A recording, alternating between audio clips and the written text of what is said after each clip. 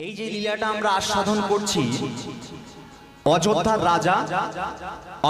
রাজা হলেন নহুষ। নহুষের পুত্র হলেন মহারাজ যযাতি। তো যযাতি তার বাবা মানে নহুষের আত্মার মুক্তির জন্য একটি যজ্ঞ করেছিলেন, যে যজ্ঞের নাম হলো নরমের যজ্ঞ। আর নরমের যজ্ঞ এই লীলাটা প্রমাণ করেছে এটাই যে হরির চরণকে ভালোবাসলে, হরির চরণকে সার করলে হরিজি তাকে কিভাবে বারে বারে রক্ষা করে যায়। সেই জন্যই একটা ছেলে ছিল, তার বয়স ছিল 8 বৎসর, অষ্টম গর্ভের সন্তান, গায়ের রং ছিল কৃষ্ণ মানে কালো, যে সর্বদাই মুখে হরিনাম করত, কৃষ্ণ নাম করত, আর ভগবানের নাম করতে করতে সে জ্বলন্ত আগুন কুণ্ড মাঝে ঝাঁপ দিয়েছিল। আর ভগবানের লীলা কৃপাটা এমন ছিল যে ভগবানের নাম নিয়ে গাইতে গাইতে ঝাঁপ দেওয়ার পর ভগবানের আশীর্বাদে একটা ফোস্কা পর্যন্ত তার গায়ে পড়ে, যেটাই হচ্ছে নরমের যজ্ঞ। বিস্তারিত বলে দিলাম, এবার মন দিয়ে শুনুন। নারদ এখানে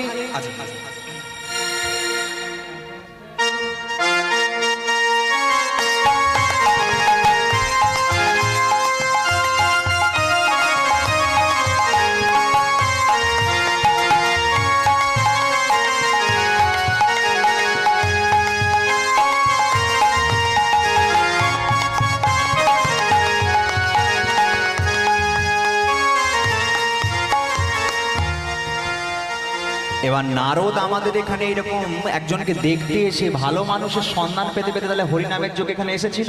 তো এখানে এসে দেখতে পাচ্ছে কি না, সবাই একসঙ্গে উত্তর দিকে ছোটাছুটি করছে। তো একজনকে জিজ্ঞাসা করে জানতে পারলো কি যে কোনো একটা রাজা দান দিচ্ছে। দানটাকে দিচ্ছে যিনি হলেন অযোধ্যার রাজা, নাম হলো তার নহুষ। আচ্ছা ও ভাই বলো। বলছি যে যা চাইছে তাকেই দিয়ে দিচ্ছে? হ্যাঁ হ্যাঁ। কোনো জাত বিচার করছে না তো? তা আমি গেলে পাওয়া যাবে? হ্যাঁ দাদা, শিকলটা পেয়েছো নাকি? পেলে? আচ্ছা আচ্ছা, মাইক স্ট্যান্ডটাও পেয়েছো? আচ্ছা আচ্ছা, তো আমি গেলে কিছু পাবো তো নাকি? হ্যাঁ, এবার যেই বলেছে নারদ, যেই বলেছে যে দান দিচ্ছে, নারদ মনে মনে ভাবছে, বলে আরে এখনকার দিনেও এমন রাজা আছে, এখনকার দিনেও এমন রাজা আছে যে কোনো দান মানে জাত বিচার করছে না, যে যা চাইছে তাকেই দিয়ে দিচ্ছে। তাহলে কে এত বড় ভালো রাজা? তাহলে এর কথা আমি প্রভুকে গিয়ে বলবো, তার আগে রাজাকে একবার দেখে আসি, চোখের দেখা একবার দেখে আসি, তারপরে প্রভুকে বলবো। এবার নারদ কি করছে, আমাদের এই হরিবাস থেকে কোথায় যাচ্ছে? অযোধ্যাতে, অযোধ্যার রাজা নহুষের কাছে যাচ্ছে, রাজাটা কেমন দেখবে বলে। ওই কিরকম হরে কৃষ্ণ নাম গাইতে গাইতে হরে কৃষ্ণ কৃষ্ণ কৃষ্ণ হরে হরে, হরে রাম রাম রাম হরে হরে। আচ্ছা, তখন নয় আমার গান ছিল, ভালো গান ছিল, মানে হিন্দি ভজন ছিল, সেই জন্য সবাই বলতে পারেনি, বা গানটার লিরিক্স জানা ছিল না বলে সবাই বলতে পারেনি। কিন্তু হরে কৃষ্ণ মহার মন্ত্র এটা তো সবার জানা নাকি? সবার তো জানা। তাহলে কি একবার গাওয়া যাবে আমার সঙ্গে খালি গলায়? যাবে কি না? দেখুন মা, প্রথমেই তোমাদেরকে একটা কথা বলে দিই, একটু শুনুন। একটা কথা চিন্তা করে দেখো, মার্কেটে কিন্তু অনেক রকমের মাজন আছে, টুথপেস্ট আছে।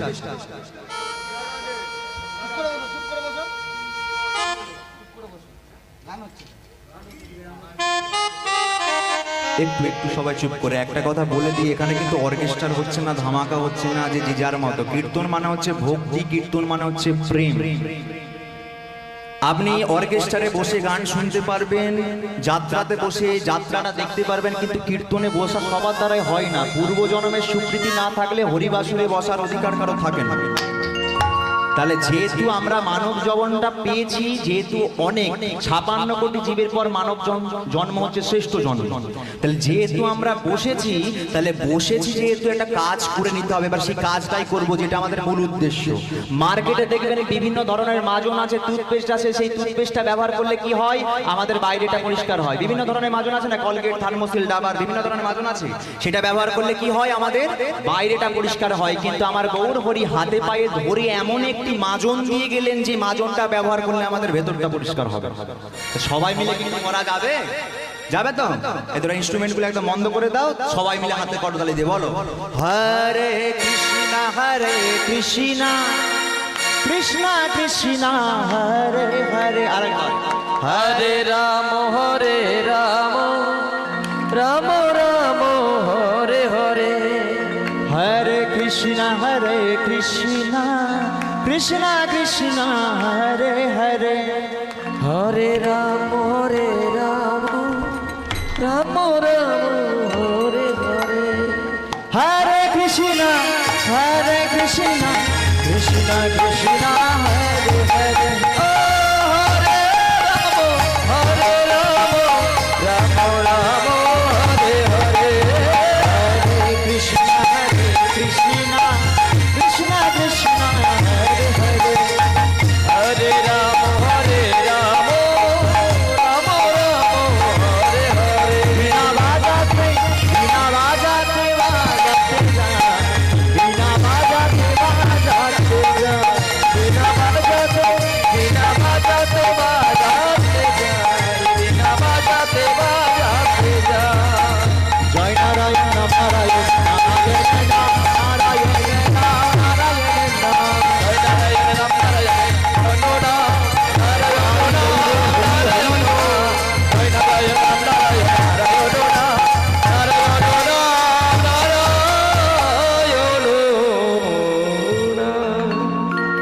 নারায়ণ নারায়ণ।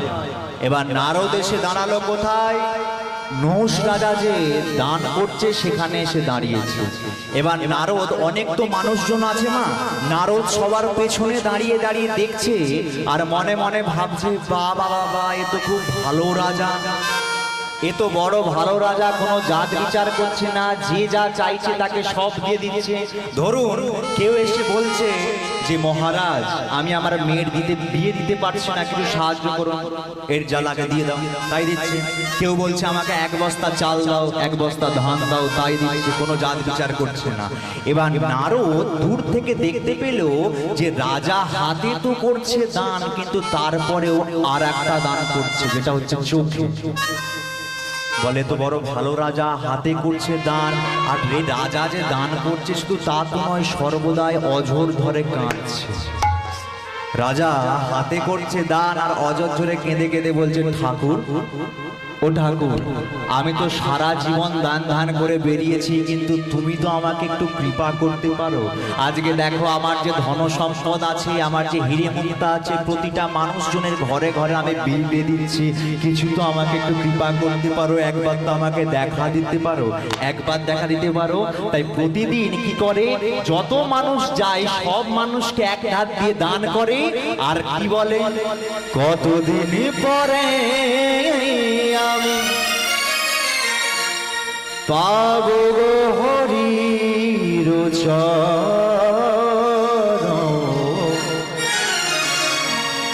ধন্য হরে এই মন প্রাণ, ধন্য হবে জীবন।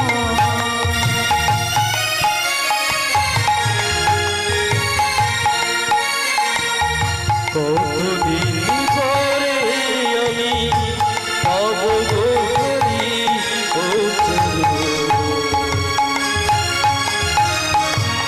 ধন্য হবে মন প্রাণ, ধন্য হবে জীবন। আমি তো সেই প্রথম থেকে তোমাকে দান ধ্যান করার জন্য, মানুষের ভালোবাসা পাওয়ার জন্য আমার যা সম্পদ আছে সব তো আমি বিলিয়ে দিচ্ছি, একটিবার কৃপা করো, একটিবার। কতদিন কতরা দেখেছি গো নয়ন জলে, কোনো একই দিন জলে পাবো দেখা, আশা ছিল জীবনে। কতদিন কত দেখেছি গো নয়ন জলে, কোনো একদিন জানি পাবো দেখা, আশা ছিল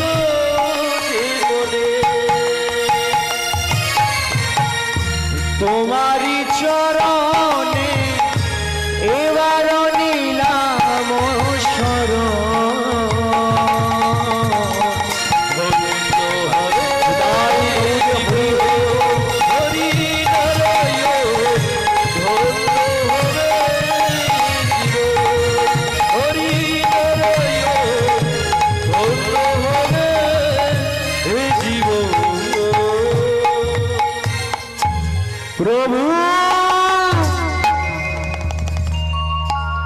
একবার অন্তত আমাকে দেখা দাও না প্রভু।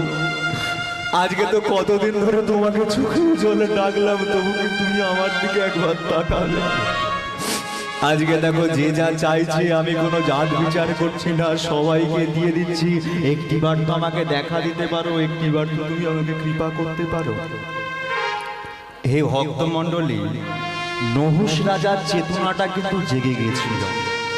নহুষ রাজা জানতো যে এত যে ধন সম্পদ সে যে আস্তে আস্তে জমিয়েছে, এইগুলো সেই দিনকে যখন মারা যাবে সে কিন্তু একটাও সঙ্গে করে নিয়ে যেতে পারবে না। যেই দিনকে সে মারা যাবে একটা ছুট সুতো নিয়ে যাওয়ার পর্যন্ত তাই অধিকার নেই। তাই তার যা ধন সম্পদ আছে গরিব দুঃখী মানুষের কাছে সে দান করে দিয়ে যেত। আপনাদেরকে একটা ঘটনা বলি। এক দেশে এক রাজা ছিল, যে রাজ্যের মধ্যে সর্বদাই সুখ, সর্বদাই আনন্দ। এবার দেখবেন মানুষ যখন অনেক সুখে থাকে না, তখন কিন্তু ভগবানকে ডাকতে ভুলে যায়, তাই না? মানুষ যখন অনেক সুখে থাকে তখন কিন্তু ভগবানকে ডাকতে ভুলে যায়। একবার দেখবেন এইরকম, মানে একটা কথা বললে আর একটা কথা চলে আসে। দেখবেন সুখ আর দুঃখ দুজনের মধ্যে এরকম একদিন অনেক ঝগড়াঝাটি হচ্ছে। সুখ বলছে তুই সুখে আছিস, দুঃখকে বলছে, দুঃখ সুখকে বলছে, বলে তুই সুখে আছিস। এবার সুখ দুঃখকে বলছে, বলে দুঃখ ভাই তুই একটা কথা শুন, সত্যি কথা বলতে আমি কিন্তু সুখী নই। বলে কেন? না একটা কথা ভেবে দেখ, সুখ আমাকে পাওয়ার জন্য মানুষজন কত মিনতি করে। একটা কথা ভেবে দেখ, আমি যদি কারো ঘরের সামনে গিয়ে দাঁড়াই, মানে কোনো মানুষ যদি সুখে থাকে সে কিন্তু ভগবানকে ডাকতে ভুলে যায়। কিন্তু একটা কথা ভেবে দেখ, তুই যদি কারো বাড়ির মধ্যে প্রবেশ করিস, মানুষ কিন্তু তোর জন্য ভগবানকে ডাকে। এবার বল তুই সুখী না আমি সুখী? তেমনি ওই রাজ্যের মধ্যে সর্বদাই সুখ, সর্বদাই আনন্দ। এবার মানুষ যখন অনেক সুখে থাকে তখন দেখবে ভগবানকে ডাকতে ভুলে যায়। এবার একদিন প্রাতঃকালে যে রাজা ছিল, রাজা হচ্ছে খাওয়া দাওয়া করে বিশ্রাম নিচ্ছে। সেই সময় ঘরের মধ্যে একটা সাধু এসে দাঁড়িয়েছে। একটা সাধু এসে দাঁড়িয়েছে। যেই সাধু এসে দাঁড়িয়েছে তাড়াহুড়ো করে তাকে অতিথি আপ্যায়ন করে একটা সুন্দর করে আসন পেতে দিয়েছে, তার উপর বসেছে। এবার সাধুজি বলছে, মহারাজ আমি আজকে 2-3 দিন হলো ঠিকঠাক খেতে পাচ্ছি না, আমাকে দুটো খেতে দেবেন। এবার যেই বলেছে দুটো খেতে দেবে, তখন রাজা মনে মনে ভাবছে, বলে আমি তো মানুষজনের মুখে শুনেছি যদি সাধুকে খেতে দেওয়া যায় তাহলে তো অনেক বড় পুণ্য অর্জন, অনেক বড় পুণ্য অর্জন। তাহলে একটু তো খেতে দিতে হবে। এবার সাধুজিকে খেতে দিয়েছে। খেয়ে দিয়ে যখন বেরিয়ে যেতে যাবে, হঠাৎ করে সাধুজি রাজার ললাট লিখন দেখে, কপাল দেখে বলে উঠল, আচ্ছা মহারাজ আপনি আমাকে একটু আশ্রয় দিলেন, কথাটা ঠিক। আপনি আমাকে একটু খেয়ে আমার খিদেটাকে মেটালেন, কথাটা ঠিক। আপনি আমাকে জল খেতে দিয়ে আমার তৃষ্ণাটা মেটালেন, কথাটা ঠিক। কিন্তু আপনি যতই আমার জন্য করুন না কেন, আপনার ললাট লিখনে আমি দেখতে পাচ্ছি আজ থেকে প্রায় 30টা দিন হবে। 30টা দিন পর আপনার মৃত্যু হবে। যেই বলেছে 30টা দিন পর মৃত্যু হবে, রাজা চোখের জলে কাঁদছে। বলছে সাধুজি আমি তো বুঝে দেখিনি যে 30টা দিন পর আমার মৃত্যু হবে। আজকে আপনি আপনাকে খেতে দিলাম, এখন আমার ললাট লিখন দেখে বলছেন যে আমার 30টা দিন পর মৃত্যু হবে। তেমন করলে তো আমি তো আর কিছু বাঁচতে পারবো না। আমি যে আনন্দের মধ্যে ছিলাম সেই আনন্দ থেকে তো আমি পরিত্যাগ হব। রাজা অঝোর জলে কাঁদছে। এবার যেই অঝোর জলে কাঁদছে, তখন সাধুজি বলে বলল, মহারাজ আপনি কাঁদছেন কেন? আপনি কাঁদছেন কেন? আগে পুরো কথাটা তো শুনুন। আজ থেকে 30টা দিন পর আপনার মৃত্যু হবে, কথাটা ঠিক, কিন্তু মৃত্যুর পর আপনি স্বর্গে ঠাঁই পাবেন। এবার যেই বলেছে স্বর্গে ঠাঁই পাবে, তাহলে রাজার মনে একটু আনন্দ। যাও ভালো কথা বলতে হয়, স্বর্গে মানুষ যাবে বললে কান্নাকাটি ফেলে দেয়, আমার তো মরণ হবে তাড়াতাড়ি, কথাটা কিন্তু স্বর্গে আমি গিয়ে থাকবো। এবার রাজা একটু আনন্দিত হয়েছে। এবার যেই রাজা আনন্দিত হয়েছে, সঙ্গে সঙ্গে সাধুজি বলছে, মহারাজ আমার কথা কিন্তু এখনো শেষ হয়নি। বলে এখনো বাকি আছে? হ্যাঁ বাকি আছে, ভালোভাবে শুনুন। আপনি স্বর্গে যাবেন কথাটা ঠিক, কিন্তু স্বর্গে প্রচন্ড মশা, স্বর্গে প্রচন্ড মশার উৎপাত আছে। বলে তাহলে তো আমি শান্তিতে থাকতে পারবো না, মশারা জ্বালাতন করবে। রাজা আবার চিন্তিত হয়ে পড়েছে, গালে হাত দিয়ে বসে পড়েছে। তখন সাধুজি বলছে, মহারাজ আরো কথা আছে, এক্ষুনি ভেঙে পড়বেন না। বলে আরো কথা আছে? বলে হ্যাঁ কথা আছে, ভালোভাবে শুনুন আগে। স্বর্গে যেমন মশা আছে, মশা যেমন আছে তেমন মশারিও আছে। যেই বলেছে মশারি আছে, বলে তাহলে তো কোনো সমস্যা নাই। তাহলে তো কোনো সমস্যা নাই, তাহলে মশারি টাঙিয়ে আমি থাকবো, তাহলে তো কোনো সমস্যা থাকবে না, তাহলে মশারা আমাকে জ্বালাতন করতে পারবে না, তাহলে ভালোভাবে থাকবো, আনন্দভাবে থাকবো। এবার তখন সাধুজি আবার বলছে, মহারাজ আপনি যে আনন্দ করছেন আগে পুরো কথাটা শুনুন, তারপর আনন্দ করবেন। বলে এখনো বাকি আছে? বলে হ্যাঁ এখনো বাকি আছে। কি বাকি আছে? না মশারি তো আছে, তবে মশারির চারিধারটা অনেক ছেঁড়া আছে। বলে ওটা কোনো ব্যাপার না। বলে ওটা কোনো ব্যাপার না। বলে ব্যাপার না মানে? বলে না ছেঁড়া আছে তো কি হয়েছে, আমার তো অনেক টাকা সম্পত্তি ধন সম্পদ আছে, তাহলে যেদিনকে আমি মারা যাবো একটা ছুঁচ সুতো নিয়ে চলে যাব। যেদিনকে আমি মারা যাবো একটা ছুঁচ সুতো নিয়ে গিয়ে সেখানে আমি সেলাই করে থাকবো। রাজা কিন্তু গভীর আচ্ছন্ন মায়ার মধ্যে জড়িয়ে আছে, তখনও জানে না যে মৃত্যুর পর একটা ছুঁচ সুতো নিয়ে যাওয়ার অধিকার থাকবে না। মনে মনে ভাবছে তাহলে একটা ছুঁচ সুতো নিয়ে গিয়ে সেখানে সেলাই করে থাকবো। সাধুজি কোনো অসুবিধা নেই, আপনি যেতে পারেন। সাধুজি বলে কোনো অসুবিধা নাই তো? বলে না কোনো অসুবিধা নেই। এবার সাধুজি রাজপ্রাসাদ পরিত্যাগ করে বেরিয়ে গেছে।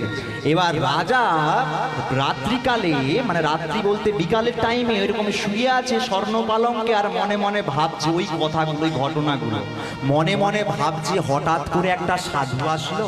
সাধুটা এসে আমাকে বলল 30টা দিন পর আমার মৃত্যু হবে, 30টা দিন পর মৃত্যু হবে, কথাটা ঠিক, কিন্তু আমি স্বর্গে ঠাঁই পাবো।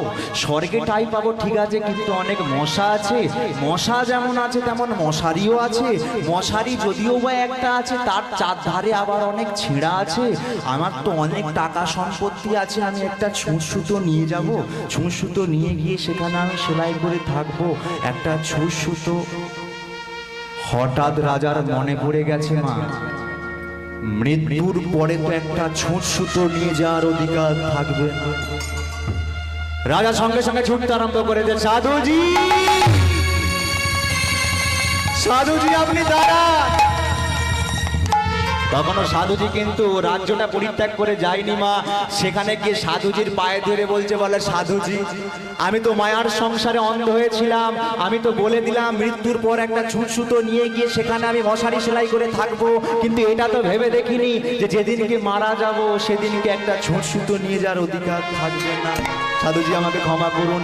সঙ্গে সঙ্গে সাধুজি বলছে, বলে তাহলে মহারাজ আপনি করলেনটা কি? আপনি করলেনটা কি? এই যে আপনার যে এত টাকা পয়সা সোনা দানা গয়নাগাটি অলংকার ছিল, আপনি তো সুখের সাগরে ভাসছিলেন, কিন্তু আপনার রাজ্যে আপনি খোঁজ নিয়ে দেখেছেন অনেক মানুষ আছে তারা দিনের পর দিন খেতে পায়নি, খাবারের জন্য মানুষের কাছে গিয়ে হাত পাতে। আপনার এত সম্পত্তি থেকে আপনি তো তাদেরকে দুটো খেতে দিতে পারতেন, তাহলে তো এই জিনিসটা আপনাকে দেখতে হতো না, আপনি তো দুটো একটু খেতে দিতে পারতেন, আপনি তো একটু তাদেরকে সাহায্য করতে পারতেন। সাধুজি তখন তো আমার চেতনাটা ছিল না। বলে ভালোভাবে বুঝুন মহারাজ, এখনো অনেক সময় আছে। সেই দিনকে ওই সাধুজির জন্য সেই দিনকে কিন্তু মহারাজের চেতনাটা জেগেছিল, কিন্তু এখানে নহুষ রাজের আগে থাকতেই চেতনা জেগেছিল। তার জন্য তার যে সর্বস্ব কিছু আছে সব কিছু সে গরিব দুঃখীকে দান করে দিল। এবার এরকম ভাবে যখন দান করছে, নারদ দূর থেকে মনে মনে ভাবছে, বলে ভাই তো খুব ভালো রাজা, বড় ভালো রাজা। নারদ মনে মনে ভাবছে এ তো নিজে হাতে করছে দান, তার সাথে আবার চোখের জল ভগবানকে দিচ্ছে, ভগবানকে পাওয়ার আশা তার মনে জেগেছে, ভগবানের জন্য ডাকছে, ভগবানকে এত ভালোবাসে, তাহলে এর কথা তো প্রভুকে কি বলতে হবে। এবার নারদ তাহলে কি করেছে, ওই নহুষ রাজার কথাগুলো সব ভেবে নিয়ে সোটাং মর্তলোককে স্বর্গলোকে গিয়ে দাঁড়িয়ে, স্বর্গলোকে গিয়ে প্রভু নারায়ণকে বলছে, বলে প্রভু একজনকে পেয়েছি। বলে পেয়েছো, নাম কি? নাম হচ্ছে অযোধ্যার রাজা, নাম হলো তার নহুষ। সে বড় ভালো, তার যে ধন সম্পদ আছে গরিব দুঃখী মানুষকে দান করে দেয়, আর তোমাকে না সর্বদাই ডাকে। বলে বাহ, এত সুন্দর রাজা যেহেতু, তাহলে আমাকে একটু নিয়ে চলো, আমি একটু দেখতে যেতে চাই। সঙ্গে সঙ্গে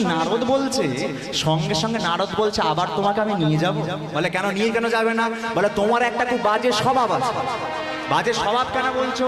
না বাজে স্বভাব এই জন্যই যে ভক্তদেরকে দেখলে তোমার বারে বারে খালি পরীক্ষা করতে ইচ্ছা, ভক্তকে দেখলেই তোমার বারে বারে পরীক্ষা করতে ইচ্ছা যায়, তুমি ভাবলে কি করে এরপরেও আমি তোমাকে নিয়ে যাবো? বলে নারদ একটু নিয়ে চলো না, তোমাকে তো বলেছিলাম খোঁজটা নিয়ে আসতে, একটু আমাকে দেখাটা দিয়ে চলো। বলে আবার তোমাকে নিয়ে যাব?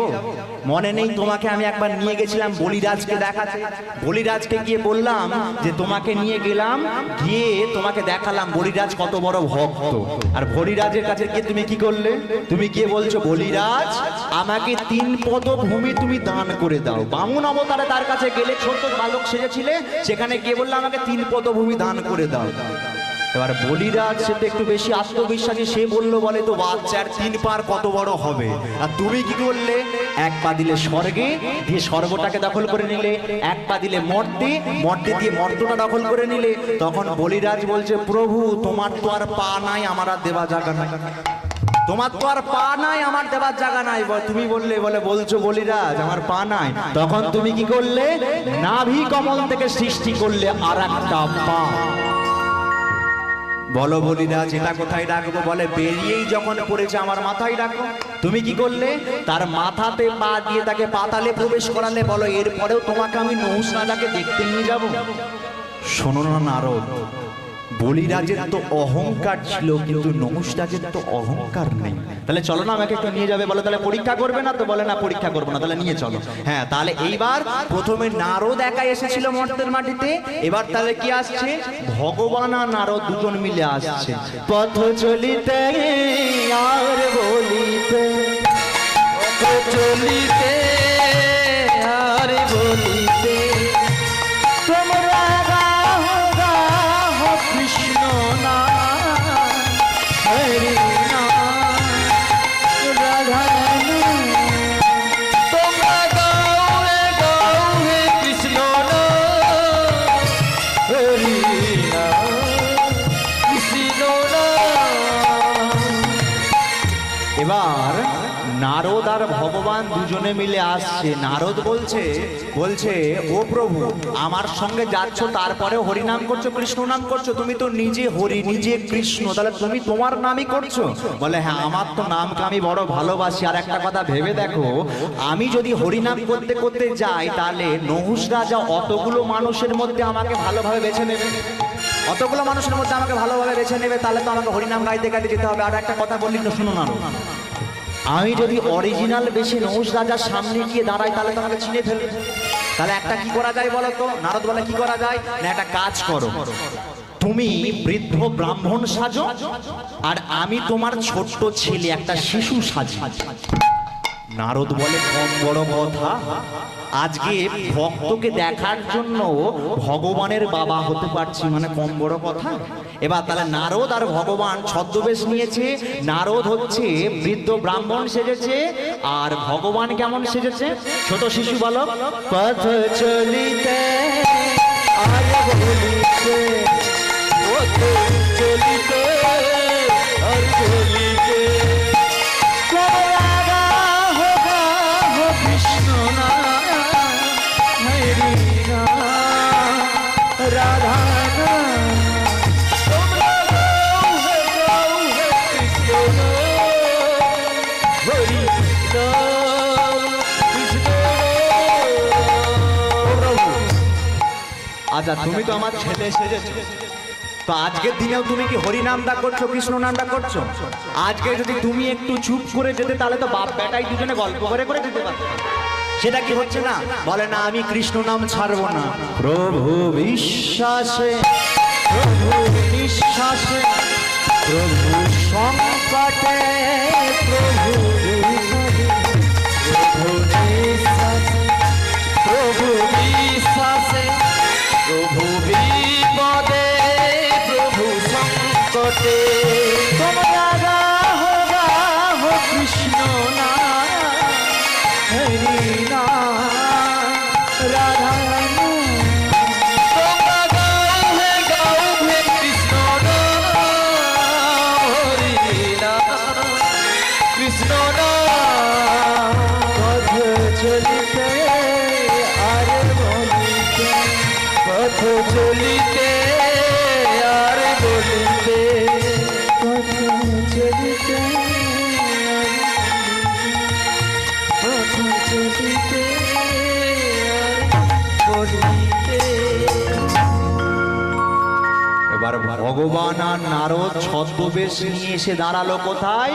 সেই নহুষ রাজের রাজ্যতে এসে দাঁড়িয়েছে। এবার নহুষ রাজার কাছে এসে দাঁড়িয়ে দেখছে হাজার হাজার মানুষকে দান ধ্যান করছে, আর ভগবান আর নারদ কি করেছে? অনেক দূরে দাঁড়িয়ে আছে। অনেক দূর থেকে দেখছে যে এখানে নহুষ রাজা যা বলেছিল তাই সত্যি।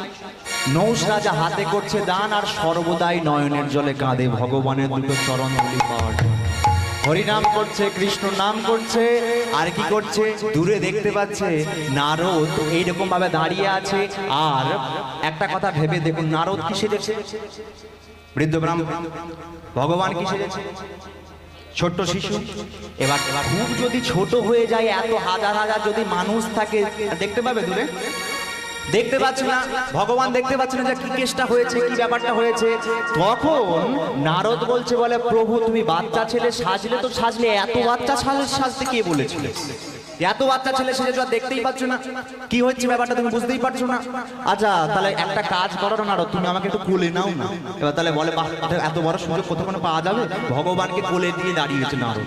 এবার দূর থেকে দেখছে সেই অন্য দিনের মতো নহুষ রাজা এক হাতে করছে দান, আর ভগবানের চোখের জলে কাঁদছে, বলছে ঠাকুর একদিন অন্তত আমাকে একটু দেখা দাও, দেখা দিলে তোমাকে একটু আমি জড়িয়ে ধরবো, তোমার পায়ে হাত দিয়ে আমি প্রণাম করবো, একবার অন্তত দেখা দাও। নয়ন জলে অধ্যর ধরে কাঁদছে।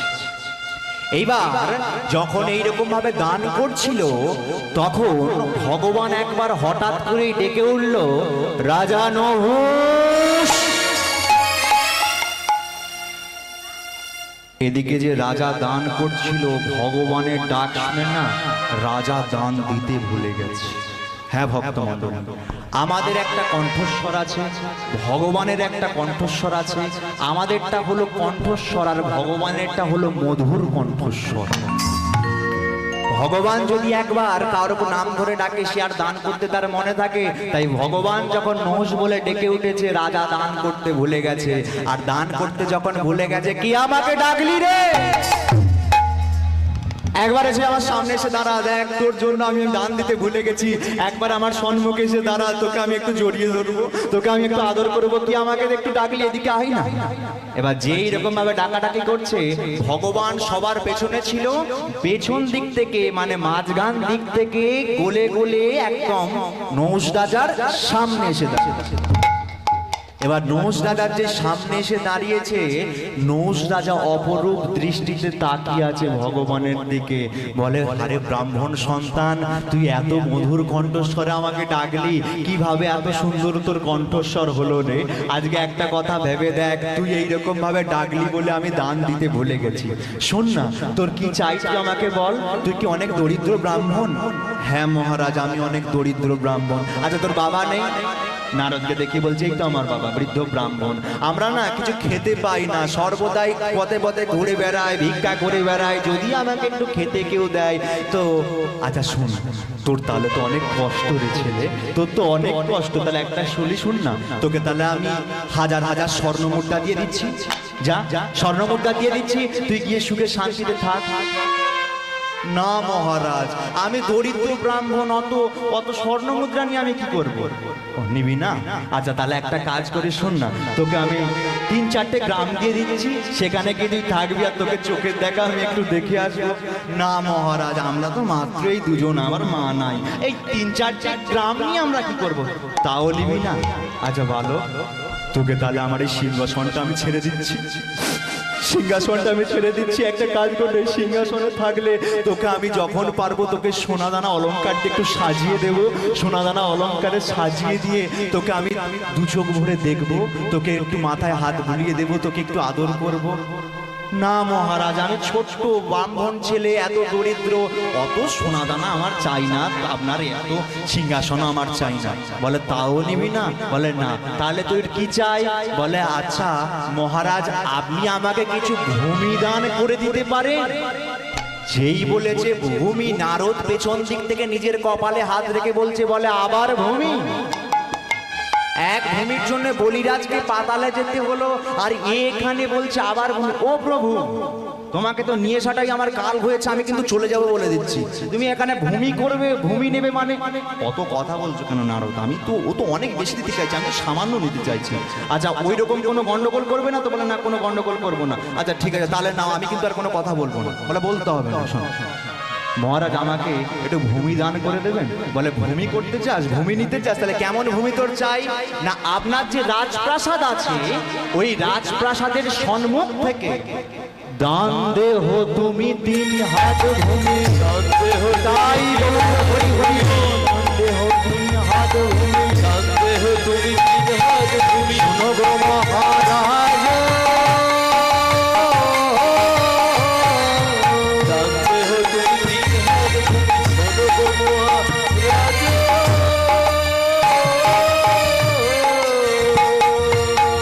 আরে বলো তোকে তো আমি সোনা দানা অলংকারে সাজিয়ে দেব বলেছিলাম। না না রাজা লব নাহি দান, না রাজা লব নাহি দান। না না রাজা লব নাহি দান, না রাজা লব নাহি দান। 3 হাত ভূমি করব প্রদান, 3 হাত ভূমি করো হে প্রদান। 3 হাত ভূমি করব প্রদান। 3 হাত ভূমি করো হে প্রদান। যদি নাহি দাও এ দান আমারে হাতলে লাইব তোলে না ধারে।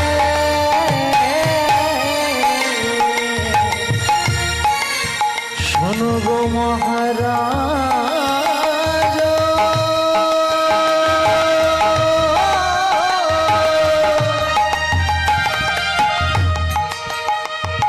দান দেহ তুমি 3 হাত ভূমি। দেহ তুমি 3 হাত ভূমি। দেহ তুমি 3 হাত ভূমি। দান দেহ তুমি 3 হাত ভূমি। শোনো গো মহারাজ, দান দেহ তুমি 3 হাত ভূমি। শোনো গো মহারাজ।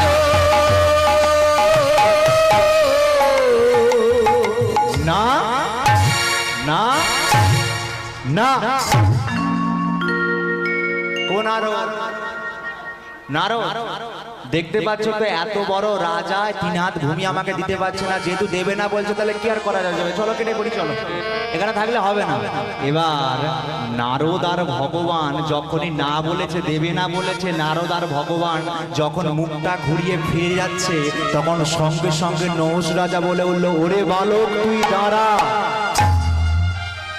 আমি তোকে পরীক্ষা করছিলাম। এবার যেই বলেছে পরীক্ষা করছিলাম, সঙ্গে সঙ্গে ভগবান নিজের কপালে হাত রেখে বলে, হায় রে আমার পড়া কপাল, আমি বছরের পর বছর যুগের পর যুগ মানুষকে পরীক্ষা করি, আর আজকে ভক্ত হয়ে আমাকে নিজে ঘুরিয়ে পরীক্ষা করছে।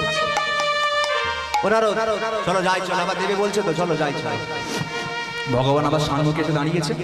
তখন নহুষ রাজা বলছে, বলে আচ্ছা ব্রাহ্মণ সন্তান বল তোর কেমন রাজপাটের সম্মুখ থেকে 3 হাত ভূমি নিবি, তাহলে বল 3 হাত ভূমি যে তোকে দান করে দেব, তুই 3 হাত ভূমি তুই নিজের হাতে মেপে দিবি না আমি তোকে মেপে দেব?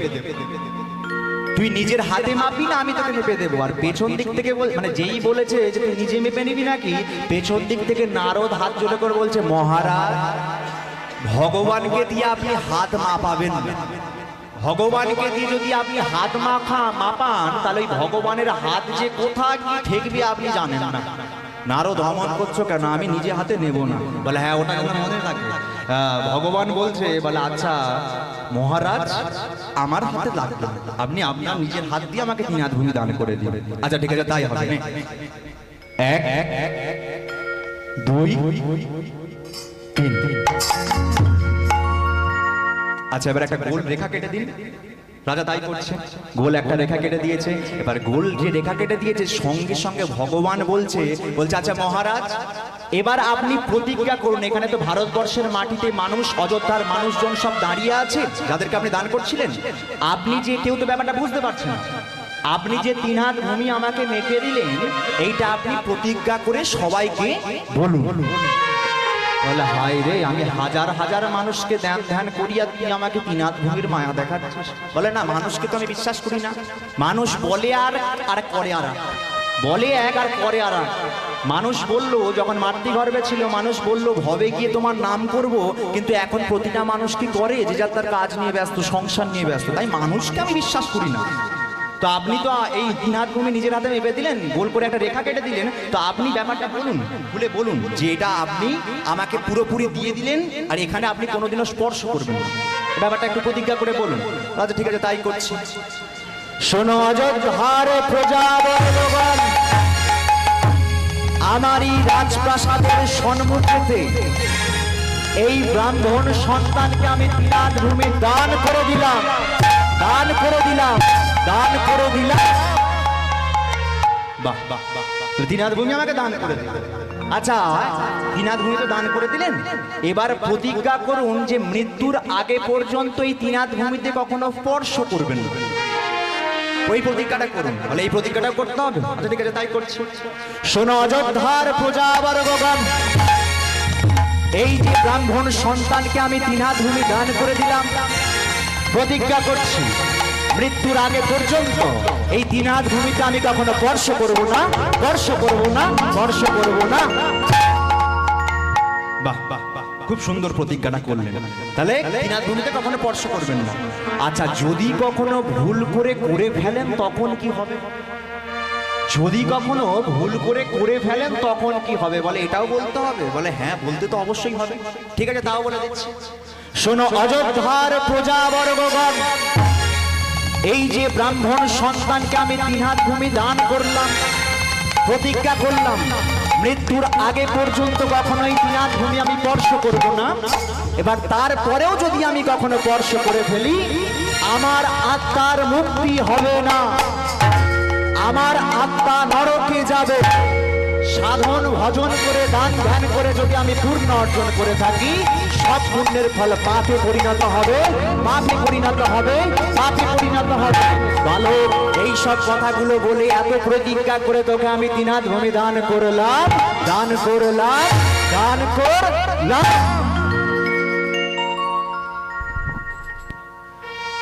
কি হলো? ছেলেটা কোথায় গেল?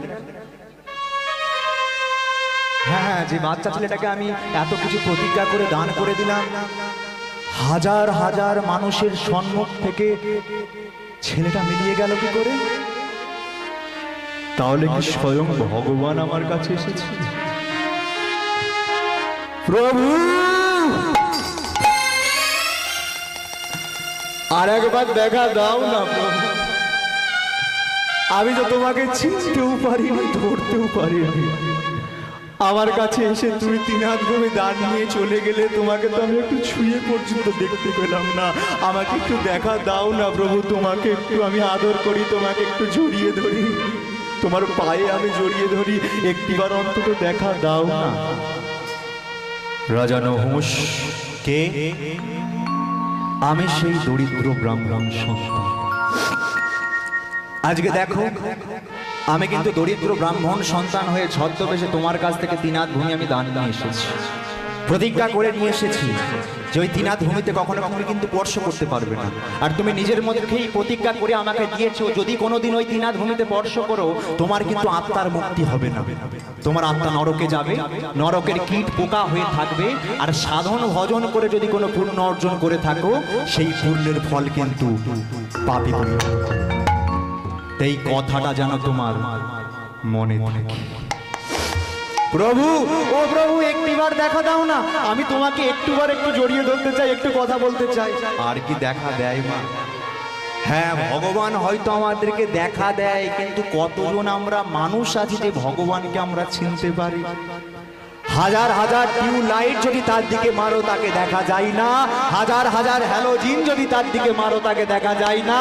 তাকে পেতে গেলে তো চাই অন্তরে কৃষ্ণ প্রেম, কৃষ্ণ।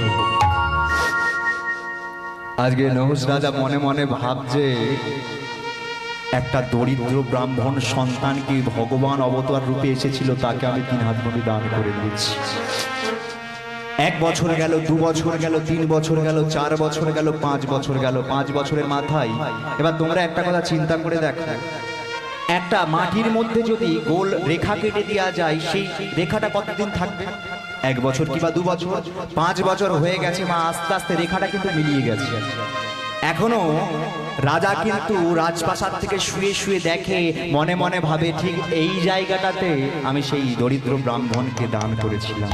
ঠিক 5 বছর পর প্রাতঃকালে স্বর্ণ পালঙ্কে রাজা নহুষ শুয়ে আছে। হঠাৎ করেই একটা দরিদ্র ব্রাহ্মণ তার দরজার সামনে এসে বলছে, মহারাজ মহারাজ আপনি আমাকে বাঁচান, সমস্ত দস্যুরা আমার পেছন দিকে আক্রমণ করেছে, আমি প্রাণের ভয়ে ছটফট করতে করতে এখানে চলে এসেছি, আপনি আমাকে বাঁচান। এবার যেই মনে মনে ভাবছে যে একটা দরিদ্র ব্রাহ্মণ আমার কাছে সেরকম ভাবে সাহায্য করছে, তাহলে আমাকে তো যেতে হবে। দাঁড়ান ব্রাহ্মণজি, আমি যাচ্ছি, আমি আসছি, আমি আসছি। এবার তাড়াহুড়ো করতে করতে মা যখনই তার দরজাটা থেকে বেরিয়ে যেতে যাবে না, তখন তার 3 হাত ভূমির কথাটা মাথা থেকে চলে গেছে। আর 3 হাত ভূমিতে স্পর্শ করা তো দূরের কথা, 3 হাত ভূমিতে পা দিয়ে দিয়েছে। ব্রাহ্মণে দিয়া দান না রাখিল বচন, ব্রাহ্মণে দিয়া দান না রাখিল বচন, ব্রাহ্মণে দিয়া দান না রাখিল বচন, ব্রাহ্মণে দিয়া দান না রাখিল বচন। 3 হাত ভূমি হলো অপরাধের কারণ,